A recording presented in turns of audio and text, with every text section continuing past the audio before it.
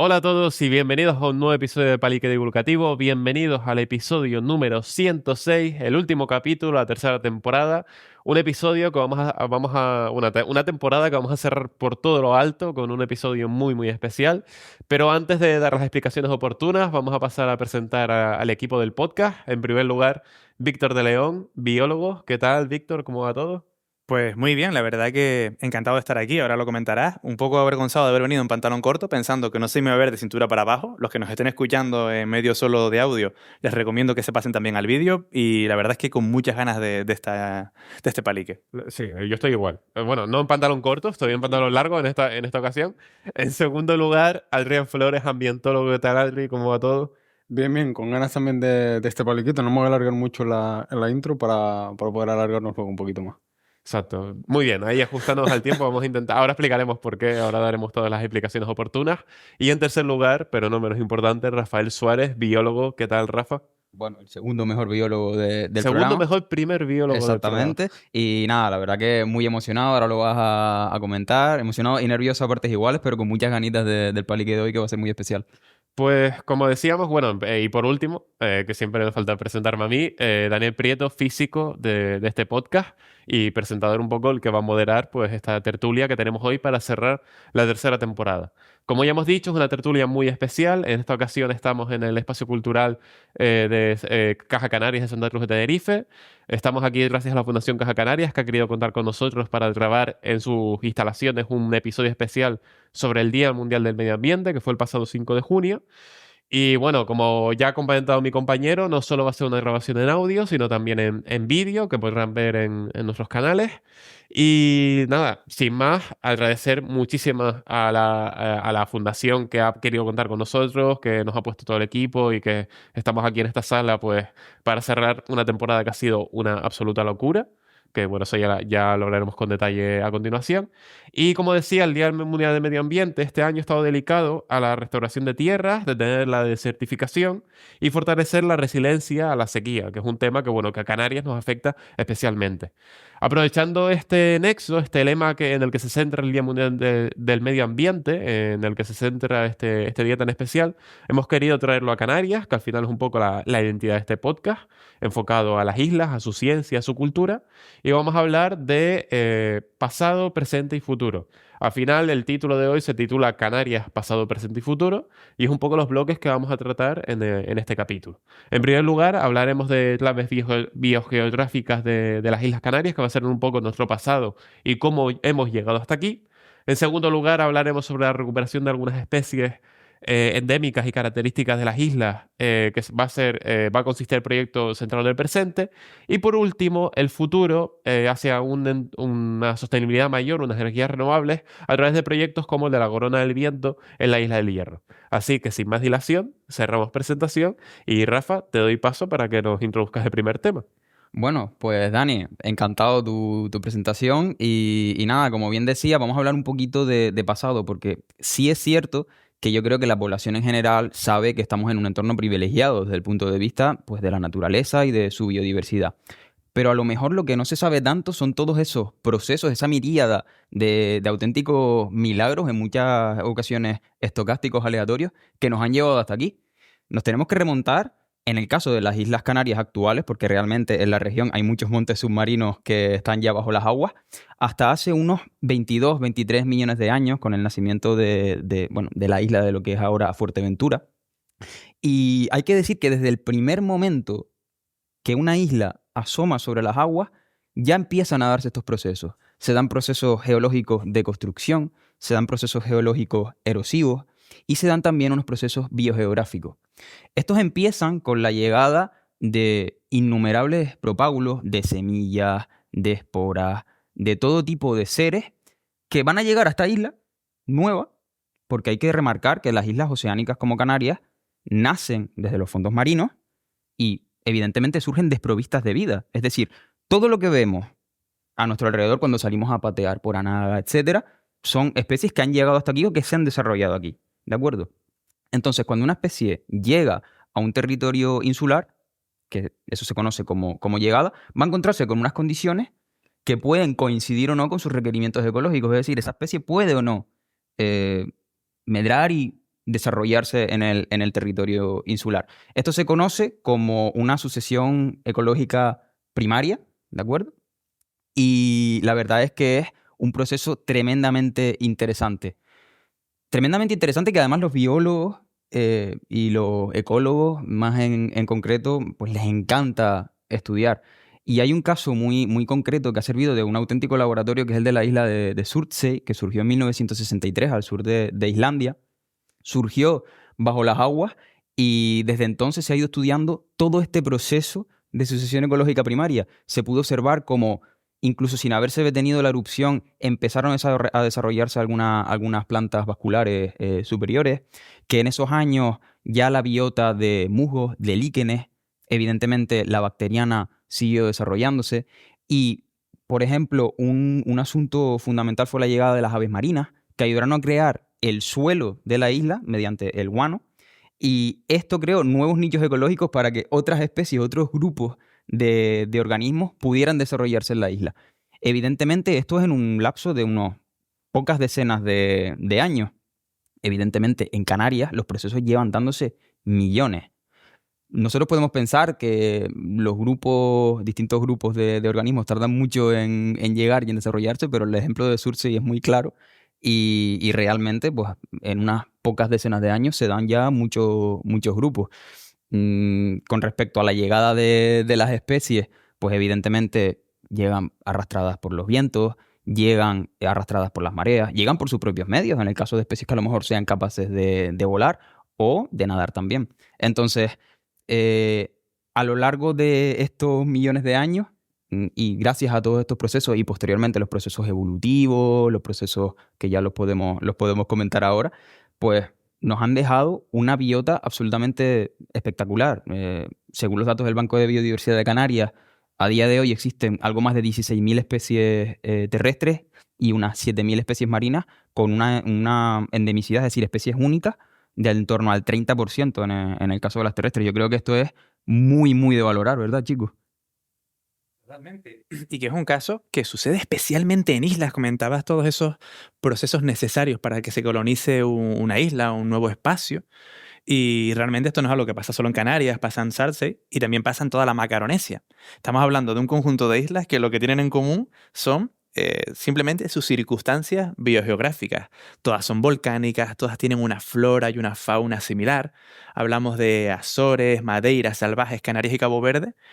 Y a pesar de que tienen muchas cosas en común, también se diferencian porque digamos que sus ingredientes son ligeramente diferentes. Es como si fuésemos a hacer un batido de frutas y a uno le ponemos plátano y a otro le ponemos fresa. Yo soy team plátano, no voy a mentir. Y claro, y eso se nota porque, por ejemplo, el archipiélago más al norte, que son las Azores, que es mucho más húmedo, llueve muchísimo por el anticiclón y demás, es el que tiene seguramente la laurisilva más potente de toda la Macaronesia, y el que está más al sur, más cerca del Ecuador, no tiene, que es Cabo Verde. Y también hay como un gradiente que se forma en el caso de los reptiles. Los reptiles no pueden volar, nadar lo tienen complicado, llegan generalmente flotando en balsas de vegetación, así que aquellos archipiélagos más cercanos a los continentes son los que tienen más papeletas para que pueda llegar algún reptil de milagro y pueda asentarse en las islas. Y tenemos que en Cabo Verde hay más de, creo que eran 27 especies de reptiles diferentes, muchas de ellas que solo existen en Cabo Verde. En Canarias hay unas 15 por ahí más o menos, y a medida que vamos subiendo y que nos vamos alejando de los continentes, cada vez hay menos, y son factores literalmente biogeográficos que condicionan la naturaleza que después nosotros como personas vamos a encontrar en una isla que está muy cerca del continente, que es más lluviosa, que es menos lluviosa, y es un batido o un potaje maravilloso de factores muchas veces aleatorios que permiten que la vida sea tal y como la conocemos.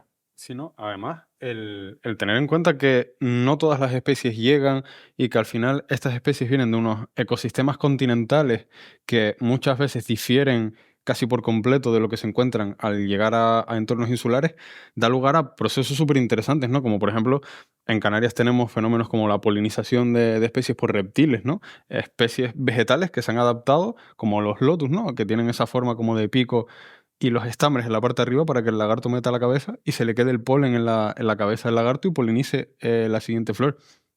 Y este tipo de eventos también destacan, ¿no? Entre ellos el gigantismo y el enanismo insular, que a mí siempre me ha llamado mucha atención, que es básicamente, tenemos el caso en Canarias, ¿no? De los lagartos gigantes, que al final son sus antepasados, llegan a las islas y se encuentran pues un ecosistema diferente, a lo mejor con más recursos, a lo mejor con menos, a lo mejor con ausencia de depredadores que no han llegado o no han, en caso de llegar, no han podido establecerse por no tener condiciones óptimas para ello. Y han podido pues aumentar en tamaño o, como puede pasar en otras especies, reducirse por problemas de que pues, no tiene los recursos suficientes y un animal de mayor tamaño necesita más recursos para mantenerse y termina a la larga, si se establece, reduciendo su tamaño. Un ejemplo puede ser los elefantes enanos de Sicilia, de los que, pues, por desgracia, no quedan. Están extintos, pero que se han encontrado los fósiles. Y en otras islas ha pasado también donde se han encontrado fósiles de especies de elefantes endémicas, ¿no? Del tamaño a lo mejor de pony. O sea, que es una cosa cuanto menos curiosa y que a día de hoy pues nos cuesta, ¿no? Hacernos un poco la idea de cómo sería eso, ¿no? Sí, a mí una cosa que me llama la atención, bueno, ustedes saben que yo aquí soy el Lego en la biología, entonces cuando vamos a hablar de temas biológicos, pues siempre estoy un poco más cojo, pero me gusta mucho, como, bueno, comentábamos que este blog iba a ser un poco del pasado, traerlo un poco al concepto de paleomacaronesia, porque hablabas tú antes de islas que ya están sumergidas, que por acción de la erosión ya han desaparecido, están bajo el nivel del mar. Tenemos casos de montes submarinos que se quedan a una distancia cortísima, de decenas de metros nada más, unos casos muy específicos que durante la última glaciación, claro, como todo ese agua se congela y se convierte en hielo, el nivel del mar baja y entonces algunos de esos montes estuvieron emergidos por encima de la superficie. Entonces me gusta mucho ese concepto de paleomacaronesia porque también lo podemos ligar un poco con el hecho de que aquí en Canarias, claro, cuando pensamos en paleontología, pensamos en dinosaurios, pensamos en lo que le gusta a la gente. De Jurassic Park ha hecho bueno, tenemos esa imagen en la cabeza. Sin embargo, va mucho más allá. Tenemos casos se han encontrado en las islas más orientales, si no me equivoco, en Lanzarote de Fuerteventura, se han encontrado dientes de megalodón, que es el tiburón más grande que ha existido nunca. Aves gigantes en Nórsola, en Lanzarote, si no me equivoco, si no tengo mal el dato, ustedes me corrigen, chicos. Y a mí me gusta hacer mucho ese ejercicio de imaginar cómo fue el pasado de unas islas que eran más numerosas, que habían más en una época en la que el nivel del mar era menor, y todo ese mundo, ese pequeño continente o pequeño continente isleño, por decirlo de alguna forma, porque es un poco, bueno, no es de todo correcta, pero un entorno único, ¿no? Y ahora tenemos esos testigos fósiles de aquella época, incluso algunos fósiles vivientes.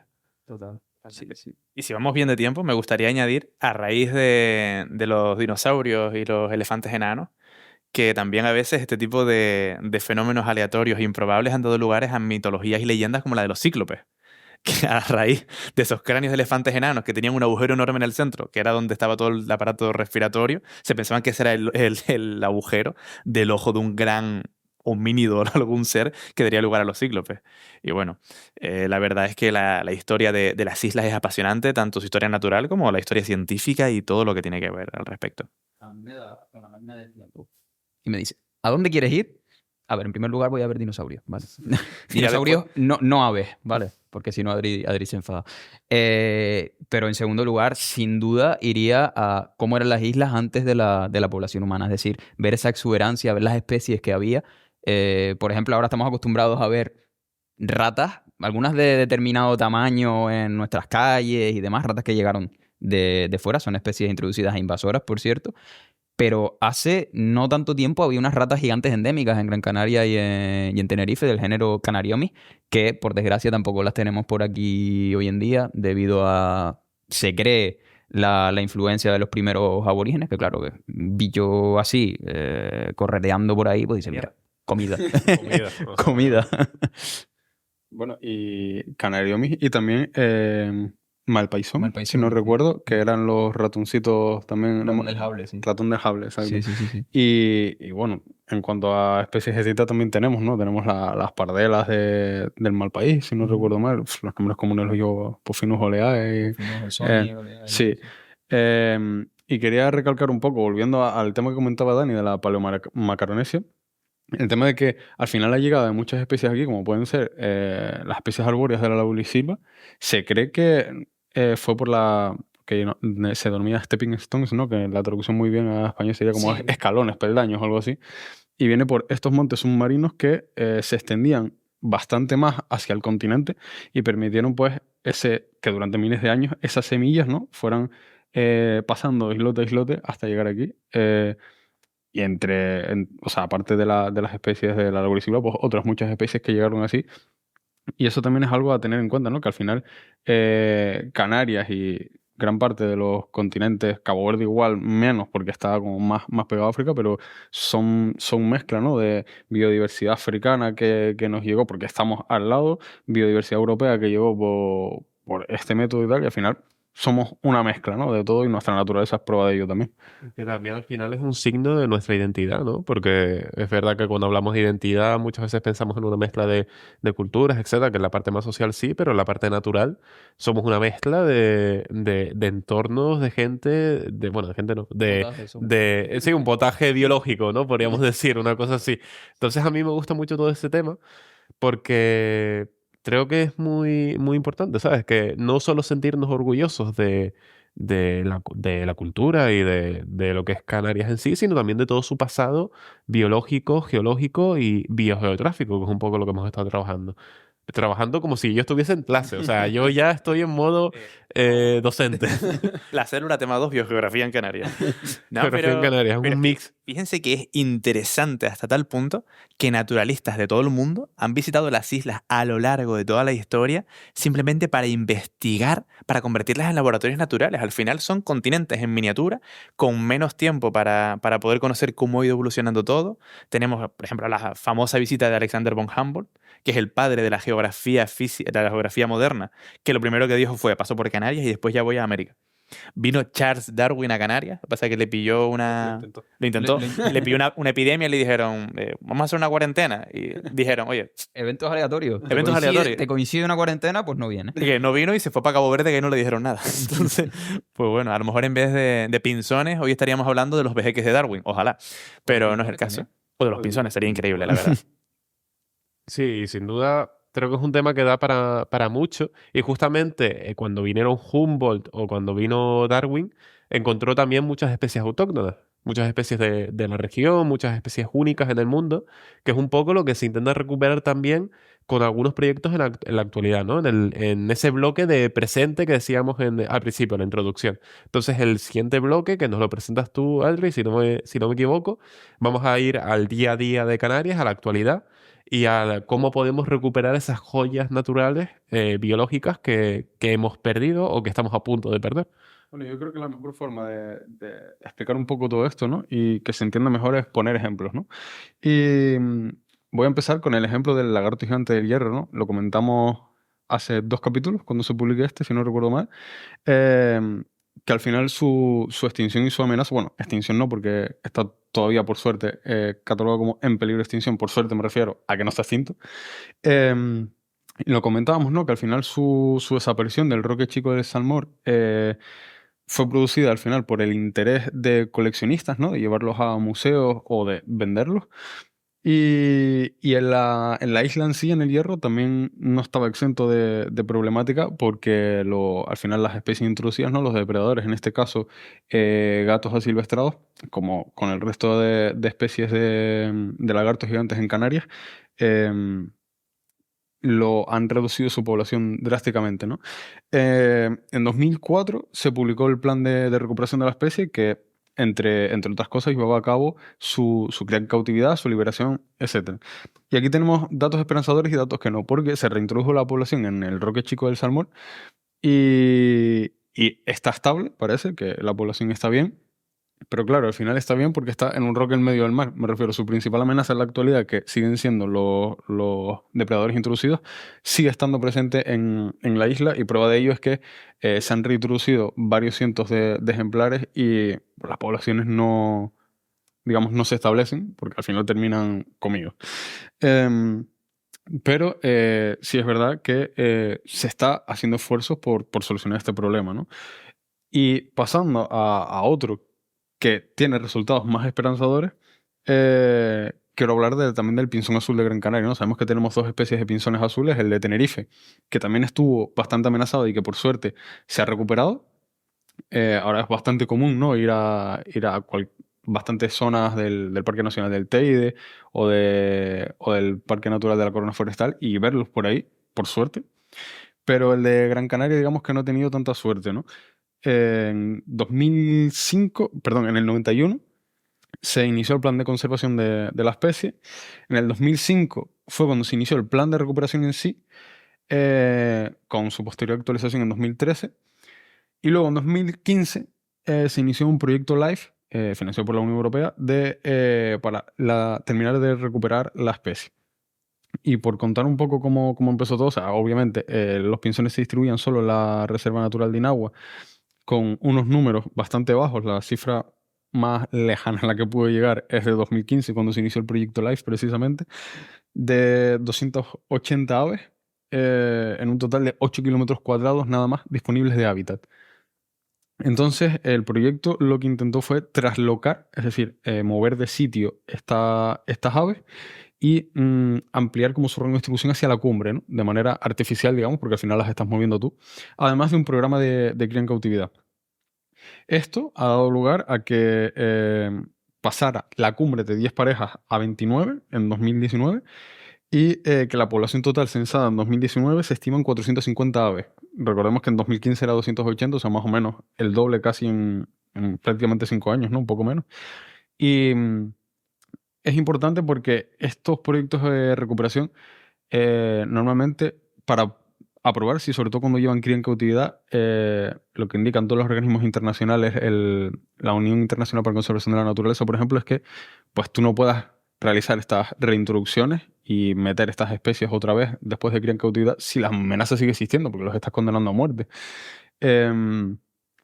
Entonces, en el caso del proyecto LIFE del pinzón, lo que se está haciendo, aparte de la cría en cautividad, es algo muy importante y es lo básico, ¿no? Que es mejorar la conectividad ecológica, porque las poblaciones conectadas son más resilientes frente a cambios. Es decir, si te llega un incendio como el que se produjo precisamente en 2007 en una zona de cría de esta especie, o los últimos que ha habido en Gran Canaria, que también ha afectado a parte de la zona de distribución de esta especie, si estas zonas estuvieran no estuvieran interconectadas, no habría conectividad ecológica, pierdes la población completa. Al tener conectividad ecológica, quieras que no, eso hace que sea la población más resiliente y que pueda volver a recuperar ese espacio más rápidamente, además de que reduce muchísimo, y además cuando estamos hablando de poblaciones tan pequeñas, el riesgo de endogamia, que al final puede hacer que los individuos se reproduzcan, pero den individuos no viables o con problemas que no tengan una larga esperanza de vida, etc. Y esto también es un aspecto muy importante. Entonces, la conservación de hábitat, la restauración de ecosistemas que se está haciendo, y junto a todo lo que conlleva el plan de recuperación de cría en cautividad, liberaciones y tal, parece que está dando frutos, ¿no? Y que está yendo todo bastante bien. No sé si querían comentar, hay más ejemplos aquí, no sé si querían comentar alguno más. A mí, todo lo que has estado contando y además que también se dio en Gran Canaria, me recuerda mucho al caso de la paloma rabiche, que de hecho fue extirpada, es decir, se extinguió localmente en la isla de Gran Canaria, debido, pues bueno, hubo un montón de... Durante siglos, la esquimación de lo que fue la gran selva de Doramas, esa gran parche de laurisilva que según Viera y Clavijo era increíblemente frondoso, increíblemente salvaje. Y bueno, que esa especie desapareció de Gran Canaria creo que hace unos 200 años y se llevó a cabo también un proyecto LIFE para reintroducirla. Y claro, en este caso es un ejemplo distinto porque hay que volver a llevar la especie a la isla. Y bueno, se hizo un estudio a ver cómo lo hacemos. Entonces, la población más grande, más viable para poder sacar algunos individuos era la palmera. Entonces, con individuos de la palma, pues se hizo un programa de reintroducción también de cría en cautividad en Gran Canaria. De hecho, es interesante porque se usaron o se proyectó usar una especie de madrinas o de madres postizas que eran ejemplares de tórtolas, ¿de acuerdo? Bueno, se suele usar especies muy emparentadas con la especie objetivo y además también una serie de medidas con la laurisilva de Gran Canaria. Y bueno, el proyecto también fue dando sus pasos. Creo que los datos de 2016, empezó en 2013, indicaban aproximadamente 200 ejemplares reintroducidos. Y aparte, también, y de forma natural, que me parece súper guapo, la paloma turqué también llegó a Gran Canaria. Entonces eso, poco a poco, pues se va recuperando esa gran selva de doramas, ¿no? Yo, además, y justamente respecto a ese proyecto, quería matizar algunas cosas, porque a lo mejor hay personas que nos están escuchando ahora que sean un poco escépticas con la gestión que se hace del medio natural y que digan, estamos invirtiendo millones de euros en salvar una paloma un poco más grande. Y hay que poner eso en contexto, ¿no? Porque extinciones, por ejemplo, ha habido siempre. Dani comentaba antes el caso de aves gigantes en Canarias, que el ser humano no se las cargó, es que desaparecieron antes de que llegasen los primeros aborígenes. También el caso de tortugas terrestres gigantes que tuvimos en la isla, que se han encontrado restos de caparazón, creo que un número, restos de los huevos y demás. Y eso no tuvo que ver con la actividad humana, sino como decía antes Rafa, de la aleatoriedad, tan igual una erupción que les pilló cerca, o simplemente que no encontraron recursos. No, cuando se hacen estos proyectos, de los que estamos hablando ahora, estamos hablando de especies que se encuentran en peligro de extinción generalmente por la actividad humana, porque hemos introducido otras especies que compiten directamente con ellas, porque se han cazado, porque hemos reducido sus ecosistemas. Y en este sentido, el caso de Life Ravitch, que es como se llama el proyecto de la paloma en Gran Canaria, es muy interesante porque al contrario de lo que puedan pensar algunas personas de decir, oye, se han invertido millones de euros para criar palomas, que también es necesario, porque si no hay palomas no hay donde volverlas a introducir, se complementa con lo que dijo Adri. Si no recuperamos esos ecosistemas o eliminamos las amenazas, no hay lugar donde esas palomas puedan estar a salvo y las estamos condenando a muerte. Y a mí me gusta mucho este ejemplo porque es un ejemplo de lo que es el concepto de especie bandera, que es una especie paraguas en este caso, la bandera es otra, pero bueno, el oso el oso panda, ¿no? En este caso una especie paraguas, porque gracias al proyecto de la paloma se recuperaron como excusa, entre muchas comillas, 200 hectáreas de laurisilva en Gran Canaria, que es seguramente la formación boscosa más afectada por la llegada del ser humano a las islas, tanto los aborígenes como los castellanos y normandos más adelante. Y eso es interesante porque estamos hablando de más de 174.000 árboles, que si fallas, madroños, brezos, aceviños, laurisilva más seca, laurisilva más húmeda, que es más difícil de conservar. Y todo eso gracias al paraguas, por así decirlo, de, oye, vamos a recuperar esta paloma, pero necesitamos recuperar su ecosistema. Y al final, como veremos después en el último bloque, recuperar esos ecosistemas también nos trae otro tipo de beneficios más allá del hecho de conservar por conservar, que es importante. Perdón, estoy con la tos aquí, que bueno. Pero me gusta mucho ese tema porque no solo el blog inicialmente era hablar de recuperación de especies, pero estamos ahora de recuperación de especies y hemos hablado de animales, etcétera. Pero ahora estamos hablando también de recuperación de flora. Y cómo va todo en conjunto, porque al final, cuando tenemos un ecosistema, está todo interrelacionado, tanto a nivel de flora, tanto a nivel de fauna y de resto de especies, en el sentido de que, claro, es lo que decía, si tú quieres recuperar un entorno, una especie como la paloma rabiche, pero no tienes su entorno, es como, no la liberes porque va a morir de todos modos. Entonces, es trabajo que estás invirtiendo para nada. Y eso es algo que a veces pienso, o por lo menos desde mi perspectiva de no biólogo, a veces pienso que no queda tan claro, porque la gente cuando hablas de recuperación de especies dice, ah, vale, pues tal paloma, tal lagarto, no sé qué. Pero es recuperar también todo su entorno. Entonces, me parece muy interesante ese punto, ¿no? Sí, No.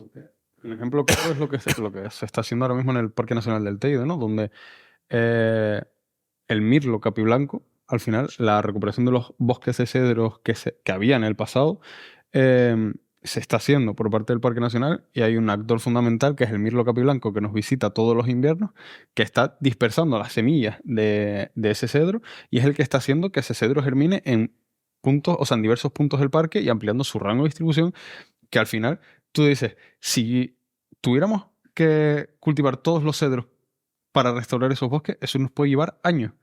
Pero el mirlo lo está haciendo de manera y de gratis. O sea, él lo come, lo echa y ahí nos deja la semilla y esos cedros salen. No sé específicamente en el caso este si si el cedro es de estas semillas que necesita pasar por el tracto digestivo de un mirlo para abrir la semilla y germinar. No me extrañaría tampoco, pero eso no es el tipo de relación que estabas comentando y que al final la migración de esta especie, que al final no es una especie, digamos, endémica, no es una especie que está de forma recurrente en Canarias, o sea, viene todos los inviernos, pero tampoco te creas que vienen muchos ejemplares por ahora. También es verdad que tampoco tienen tanta disponibilidad de cedros como para poder alimentarse en su época de cría, pero que al final es eso, ¿no? Ese tipo de relaciones de viene una vez al año y nos arregla los cedros en el Parque Nacional, ¿sabes? O sea, es una completa locura. Es una pasada, o sea, y además lo que decías gratis, o sea, ahí ya no estamos invirtiendo dinero, pero está muy guay porque a nivel natural sí que nos permite luego ese no solo compromiso, sino mayor facilidad también a la hora de gestionar, de recuperar entornos que, bueno, por la actividad humana o por otras circunstancias se han ido perdiendo con los años y ahora pues existe esa voluntad, esa concienciación de querer, bueno, retornar al estado anterior. Y permíteme nuevamente matizar para los escépticos. Soy aquí de escéptico. No, de que a lo mejor hay gente que ahora está diciendo, hombre, pues entonces la solución a los problemas que tenemos es introducir especies para que hagan este tipo de trabajos de gratis cuando a nosotros nos cuestan millones. Y no es el caso. El mirlo es una especie que viene de forma natural por su cuenta y que hace esta labor de dispersión, pero también la paloma rabiche tiene una capacidad de dispersión de semillas vital para los bosques de laurisilva y al final es la pescadilla que se muerde la cola, pero en plan bien. O sea, nosotros recuperamos los bosques, metemos a las palomas y las palomas, con la propia dispersión que hacen, nos ayudan a que esos bosques se mantengan y se recuperen.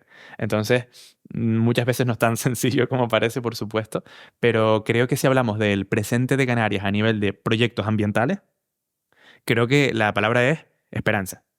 Cada vez más personas concienciadas, motivadas por conocer lo que tenemos en las islas, por conocer cómo hemos llegado hasta aquí y preocupadas por su futuro.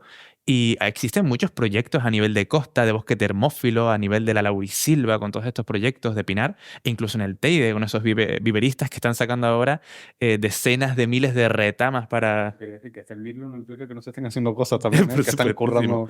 Para recuperar, por ejemplo, zonas del incendio, que muchas veces no es que queramos recuperar zonas afectadas por desgracias tan grandes como un incendio, sino zonas que simplemente están degradadas y en un paisaje en el que no deberían estar, pues por caprichos de la actividad humana, pues hemos tenido que ir modificando el paisaje para sobrevivir y ahora estamos un poco recuperando eso que tenemos ahí. Sí, al final es buscar el equilibrio, ¿no? Entre vamos a recuperar especies, vamos a también, porque obviamente si quisiésemos recuperar yo aquí voy a tocar un tema sensible, ¿vale? Pero no, en el sentido de que queremos buscar el equilibrio. Porque es verdad que, claro, a día de hoy la laurisilva anteriormente en la isla de Tenerife se extendía por muchas más regiones.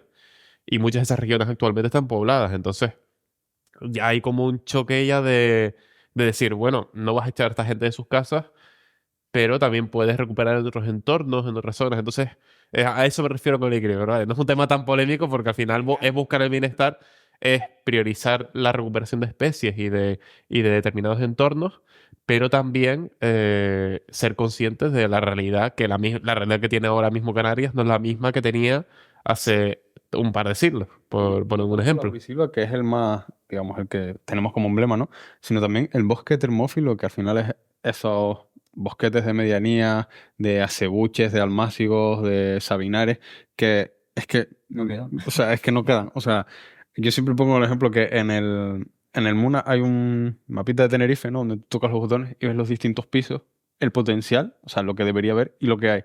Y de verdad, el termófilo son 4 puntos mínimos en Tenerife. Y es un poco también poner en valor eso, ¿no? Que al final, como no lo tenemos tan a la vista, tampoco lo conocemos tanto y no le damos tanto ese valor. Y también se están haciendo proyectos, y hay proyectos que ya se han hecho de recuperación de este tipo de ecosistemas también. Claro, y ahí me quiero quedar con el punto que decía Víctor antes de esperanza.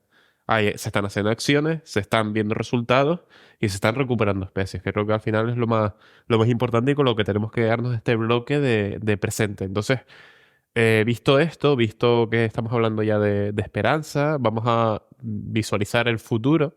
Vamos a visualizar el futuro de Canarias en el siguiente bloque, o parte del futuro de Canarias en el siguiente bloque, mejor dicho, que es el de las energías renovables. En este caso vamos a hablar de un caso muy específico que tuvo un montón llamó un montón la atención a nivel mundial, que ha colocado a Canarias como un referente en lo que se puede conseguir y en lo que cuál es el camino que se debe seguir, o parte del camino que se debe seguir, que es el de la corona del viento, Víctor. Entonces, a ver qué nos puedes contar. Pues mira, Dani, yo en ese sentido, si en el presente hablaba de esperanza, el futuro creo que la palabra es inconformismo. O sea, está muy bien las cosas que estamos haciendo, pero no nos podemos quedar solo con eso. Y es que Canarias, además de su patrimonio cultural y su patrimonio natural, que es muy importante conservar, pues tiene una serie de necesidades que también hay que cubrir y que muchas veces van a ir tristemente en detrimento de la naturaleza, de la calidad de vida, etcétera. Entonces, tenemos que buscar siempre las formas de optimizar la manera de que Canarias pueda vivir de la forma más sostenible posible, que se pueda autosustentar y que tenga cierta autonomía. Y en este sentido es cuando entra en la ecuación todo el tema de las energías renovables. Es un tema en el que Canarias puede ser pionera, que lo ha sido en algunos casos, y en este en particular, que es muy interesante. Uno de los principales problemas que nos enfrentamos a la hora de generar energía, bueno, en Canarias directamente, es que nos la tienen que entrar del exterior, muchas veces en forma de combustibles fósiles, mientras que en continente o en la península se pueden tirar cables más fácilmente, se pueden tirar conductos de gas o lo que sea para la generación de energía o la transmisión. En Canarias o la generamos o nos traen combustibles porque si no, no podemos generarla. Necesitamos buscar la forma de generarlas de la forma más limpia posible para poder preservar esa naturaleza. Y en ese sentido nace el proyecto, creo que fue en 2014, ya venía de antes, pero bueno, de la Corona del Viento, que es un proyecto que nace en el Hierro con un objetivo súper ambicioso. Que el 100% de la energía que se consume en el Hierro sea renovable, que no se produzcan emisiones. Esto se pintó como un proyecto increíble y súper esperanzador y realmente ha sido un proyecto súper exitoso. Pero a lo mejor con lo del 100% nos flipamos un poquito. Hay que empezar. Hay que empezar, ponte todo esa es empezar. meta y luego ya el marketing va tirando también. para arriba. Sí. Pero es muy interesante porque, bueno, a día de hoy se sabe que aproximadamente va variando cada año entre el 40 y el 60% de la energía que demanda la Isla del Hierro se genera gracias a la Corona del Viento y a las energías renovables, lo cual está súper bien. También hay que tener en cuenta que en el Hierro vive poquita gente y que no tiene las necesidades energéticas que a lo mejor tiene la isla de Tenerife, pero hay que remarcar que ha puesto a la isla del Hierro en el foco, por lo menos, de las investigaciones de Europa, de un proyecto que está yendo muy bien, que está generando además energía, mucha esperanza y muchas alegrías, y con el que no nos tenemos que conformar. Y que además ha resuelto, a mi parecer, de forma bastante elegante, uno de los principales problemas que tenemos con la energía renovable. Y es que es una energía intermitente, muchas veces, como es el caso de la eólica, que si no hay viento, pues no hay energía, o si no hay sol, pues no hay sol, no llega tanta radiación solar, no se genera energía, por ejemplo, mediante la fotovoltaica. Y lo ha planteado de tal manera de que esta instalación tiene un parque eólico, creo que con 5 aerogeneradores bastante potentes, que estaban continuamente generando energía. Inicialmente se pensaba que iba a ser suficiente para mantener a toda la isla del Hierro. Y a día de hoy se sabe que, por ejemplo, 2023 creo que es uno de los años, que la ha cuadrado peor, la verdad, la pobre, que menos autonomía al 100% ha generado. Y creo que solo esa parte de la central, esta energía renovable, ha conseguido alimentar a la isla del Hierro al 100% de energía renovable durante 17 días. Está todo un poco verde. Pero bueno, estamos hablando que generalmente aporta por lo menos la mitad. Así que ni tan mal. Entonces, estos aerogeneradores con el viento van generando energía, el movimiento de las turbinas y demás. Tú aquí corrígeme, Dani, si ves que me lío con la parte física. Cualquier cuestión técnica. Me tiras el vaso a la cabeza. Y digo que han resuelto de forma más o menos elegante esta parte de la intermitencia de la energía renovable, porque lo que han hecho es que los excedentes de energía eólica, como no se pueden almacenar, los emplean en otra cosa. Y eso es subir el agua de forma, pues, generando mediante energía, desde un depósito inferior que está a 50 metros sobre el nivel del mar, a un depósito que está en la caldera, en el Hierro, a 700 metros sobre el nivel del mar. Es una caldera que se ha impermeabilizado con una serie de láminas plásticas y que lo que hace es almacenar agua, que a su vez lo que está haciendo es almacenar energía potencial. Cuando hace falta recurrir a esa energía porque ya no hay viento, se deja caer el agua desde el depósito superior hasta el inferior, una caída en bruto de 650 metros, y la energía que el movimiento de turbinas a raíz del agua pasando por conductos que genera, pues ayuda a generar más energía y es como si tuviésemos una batería en forma de agua. Me parece bastante curioso. Y después, para complementar la central, lo que tienen es pues directamente la quema de combustibles de diésel, que en caso de que haga falta generar más energía, pues tienen siempre eso como refuerzo. Entonces, no se ha logrado ese objetivo del 100%, pero resulta que este año ha salido un artículo que es aún más esperanzador y súper bonito, que muestra que la combinación, en este caso, de la actividad humana con la conservación de la naturaleza ha logrado un hito histórico en la Isla del Hierro que la ha vuelto a convertir en el centro de todas las atenciones. Y es que la Isla del Hierro se ha convertido en uno de los pocos lugares del mundo que es un sumidero de carbono. Esto quiere decir que absorbe más emisiones de carbono de las que genera, en parte por la que nos ahorra la corona del viento y otro tipo de energías renovables, y en parte porque la conservación de estas masas forestales, de las plantas y los árboles que están creciendo, el estudio se hizo principalmente con Fayal Bresal y Pinar, están absorbiendo carbono atmosférico simplemente para crecer. Si después cogemos esa madera y la podemos aprovechar para otras cosas en caso de zonas de explotación de cultivos y no espacios naturales protegidos, ¿vale? Tenemos un ciclo perfecto porque estamos generando cada vez menos emisiones.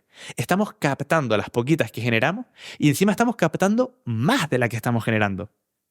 El caso del hierro es una auténtica pasada. Es algo súper interesante. Nos ha convertido nuevamente, como les decía, en el centro de... en un espejo en el que nos deberíamos mirar al resto de islas, cada una pues, con sus realidades más o menos complejas. Y creo que es algo muy positivo a valorar, pero está claro que no se puede hacer tampoco de cualquier manera. Esa es la parte complicada, gestionar estos espacios naturales y aprovechar la propia naturaleza para poder generar energía y no tener ningún tipo de dependencia. Que me gusta mucho ese punto porque el implicar también al factor vegetal. Porque cuando pensamos en energías renovables, claro, pensamos en aerogeneradores, en paneles solares, pensamos en el modo de generar la energía. Pero claro, nuestro objetivo al final, al recurrir a energías renovables, es reducir la huella de carbono, reducir las emisiones que echamos a la atmósfera. Pero es que no tenemos por qué reducirlo a cero, que sería lo ideal, sí. Pero es que hay otras formas de reducir, es decir, podemos aportar la mitad de la energía a través de renovables, hasta un 60%. Podemos luego, lo que nos falte, quemarlo, pero es que además si tenemos una buena masa forestal que nos anula esa huella de carbono, pues nos permite llegar a ese equilibrio, ¿no? Lo que comentabas antes de la noticia. Entonces, me parece que es muy, muy importante porque a veces lo vemos como temas independientes y no, pueden ir todos de la mano y permitirnos alcanzar ese objetivo de cero emisiones. Entonces, la corona del viento a mí me parece que es una pasada de proyecto. Es verdad que a lo mejor, bueno, se fliparon mucho cuando dijeron 100%, pero en situaciones ideales, pues sí que podríamos tener hasta un... Bueno, de hecho ha tenido días, en 2018, si no me acuerdo, tuvo unos cuantos días donde el 100% de energía era generada por la corona del viento, es decir, sin emisiones de la quema de combustibles fósiles. Entonces, este tipo de proyectos que nos permitan luego conseguir una isla sostenible, pues son importantes porque es un primer paso.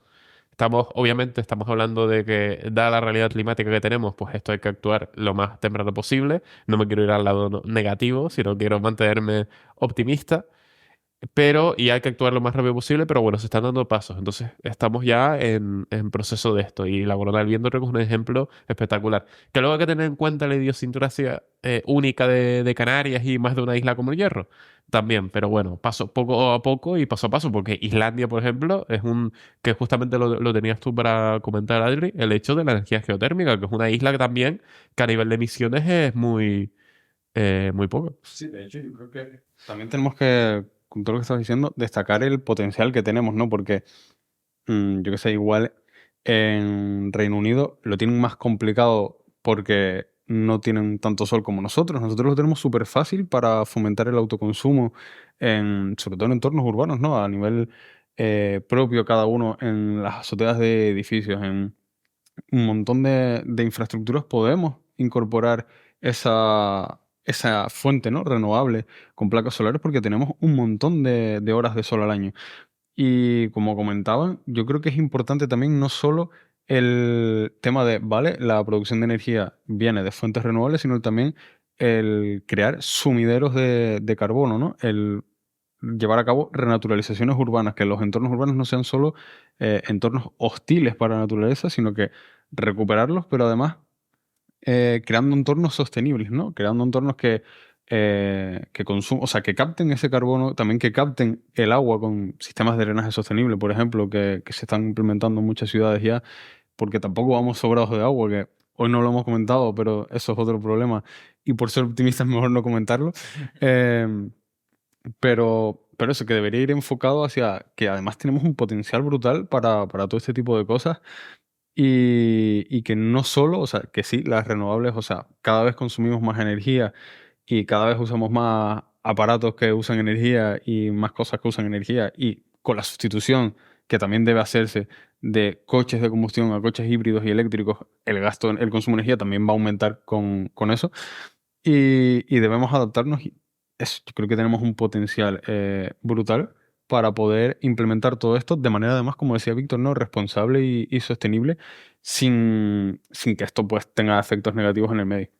Sí, yo en línea con esto, y además encontré un ejemplo que me parece increíble cómo el avance tecnológico y también un poco la creatividad puede ayudar, quién sabe, a solventar algunos de estos conflictos que puede haber, porque como llevamos un rato comentando, Canarias es un territorio pues tremendamente frágil a nivel biológico, también es un territorio muy pequeño y sí que es verdad que en el hierro evidentemente se han dado esos primeros pasos súper importantes, pero claro, luego vamos a una isla que a lo mejor tiene, en vez de 10, 12 mil habitantes, pues tiene prácticamente 1 millón y ahí el reto es evidentemente mayúsculo.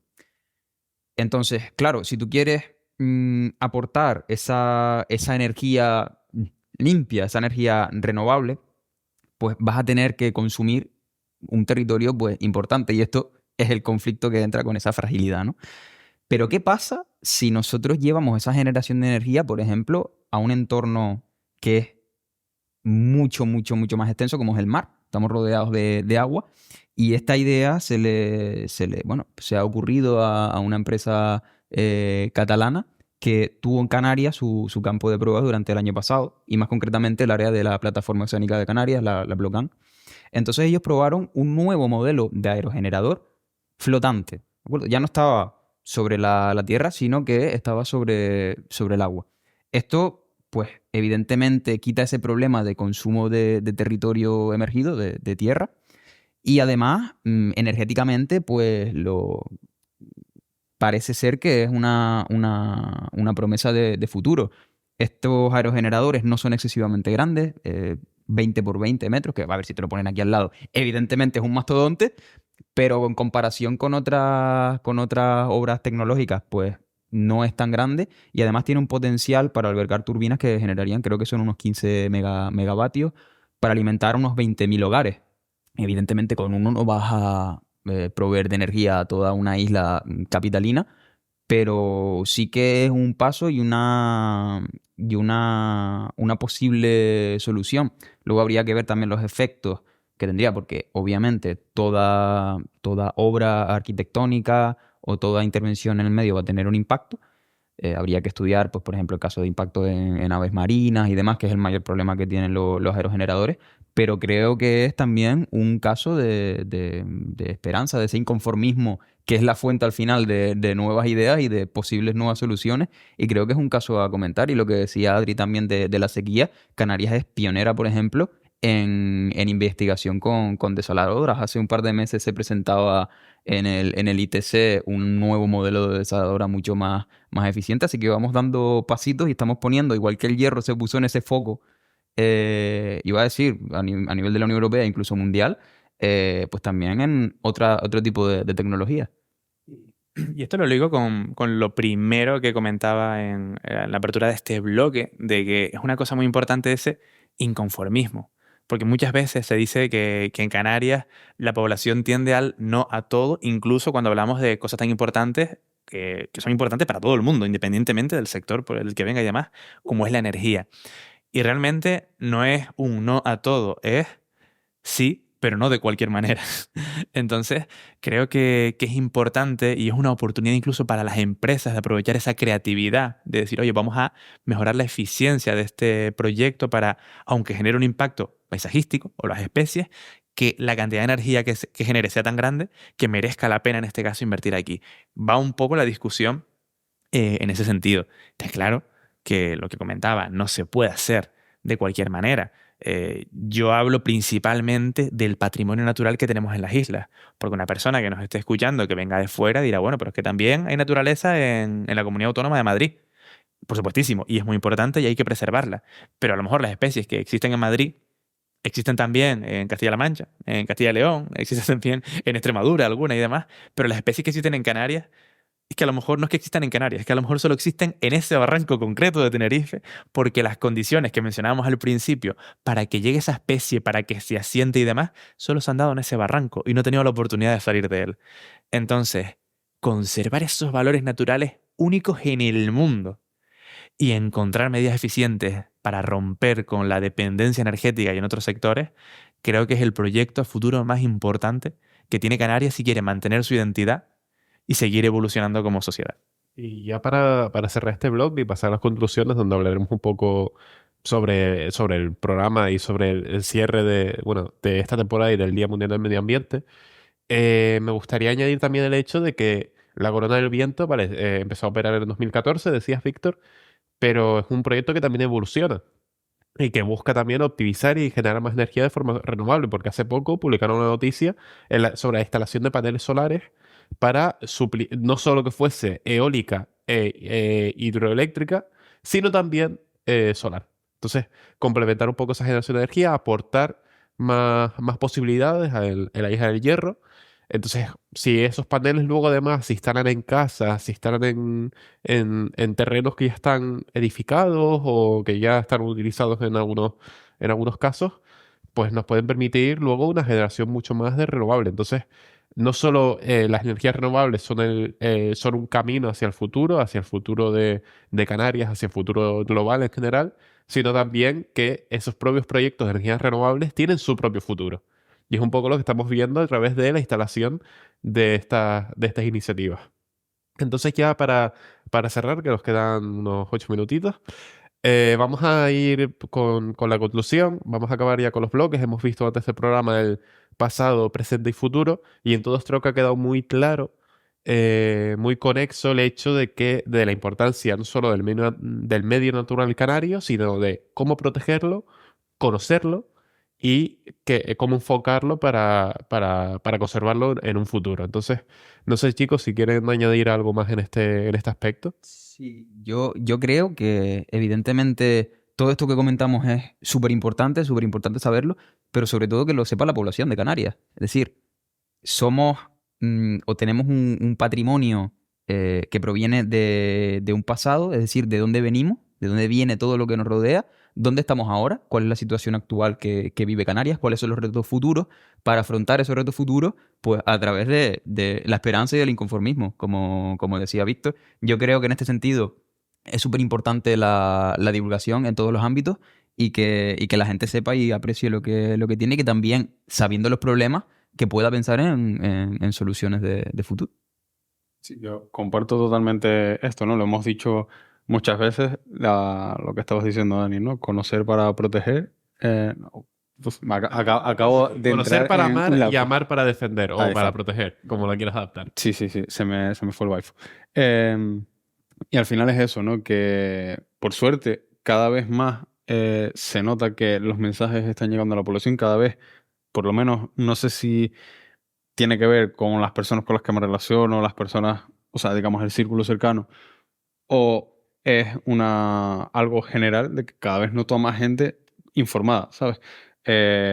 También más bulos por ahí rulando, también es verdad, pero en general creo que cada vez hay más divulgación al alcance de la población en redes, en YouTube, en televisiones, etcétera.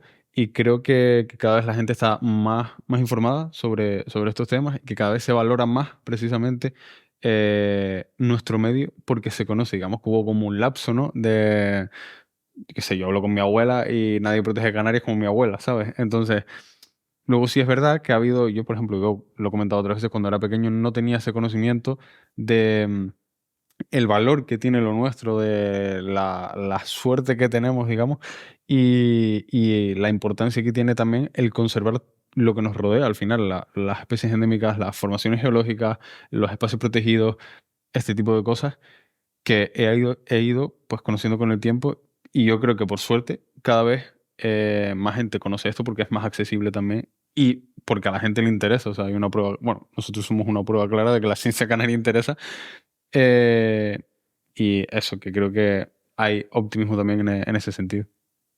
Y yo voy a decir algo que pensé que nunca iba a decir, pero voy a ponerme un poco empresario.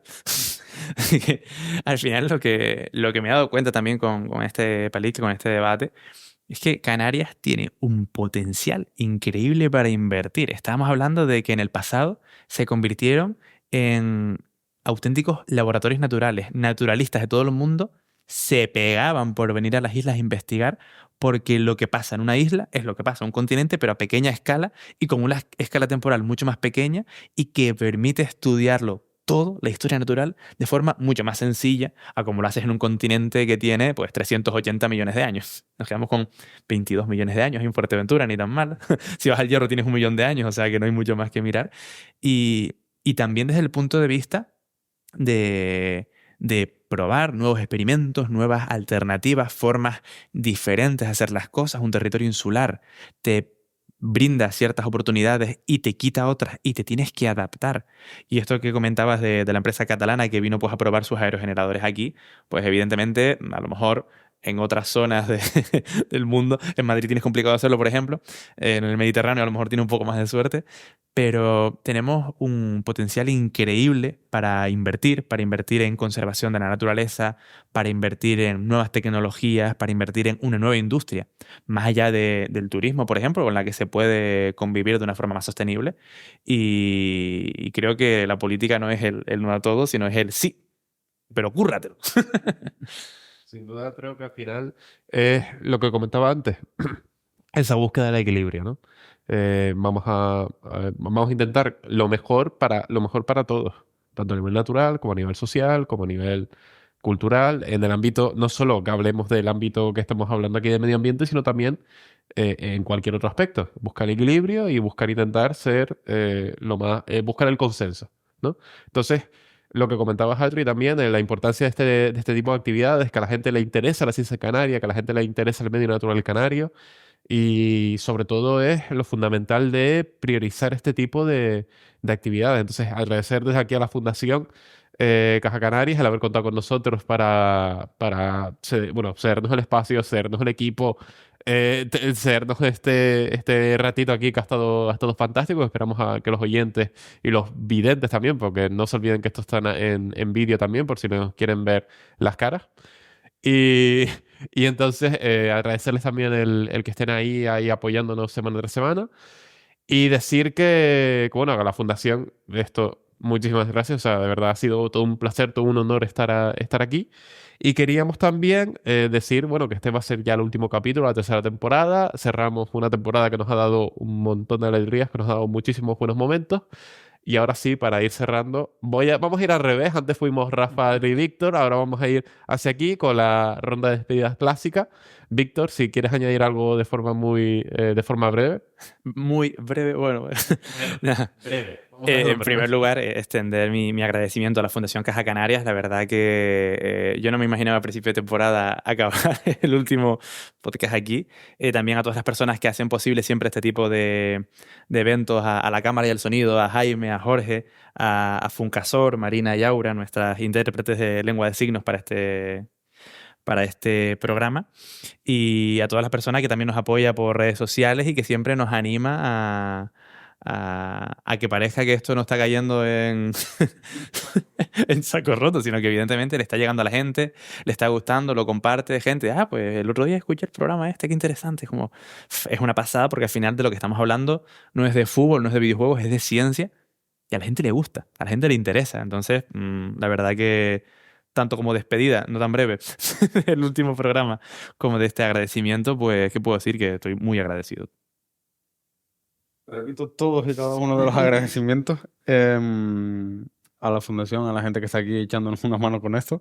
Y y a la gente que nos escucha, ¿no? Y que al final son parte de Palique también, que sin ellos no hubiéramos conseguido lo que hemos conseguido y que nos volvemos a escuchar en septiembre. No sé si antes habrá algo. Igual nos pica el gusanillo en verano. Puede ser. Pero bueno, que esperamos que sigan ahí en septiembre y que les haya gustado. Nada, por mi parte, obviamente repetir los agradecimientos a todas las personas que están aquí, que han hecho posible a la fundación, pues que estemos hoy aquí. Como decía Víctor, tampoco me imaginaba terminar la temporada pues en este espacio y de esta manera tan increíble.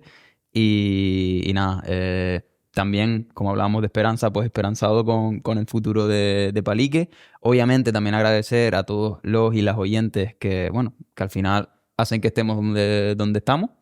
Y nada, ya veremos si surge algo de aquí a septiembre y si no, pues ya, pues a septiembre, el próximo curso, ¿no? El próximo curso, ya a final de curso, nosotros estamos aprobados, ya no hay que recuperar. Bueno, a lo mejor sí, recuperamos. Nunca se sabe, a lo mejor nos da en verano por algún episodio especial, eso ya iremos viendo, nos iremos moviendo.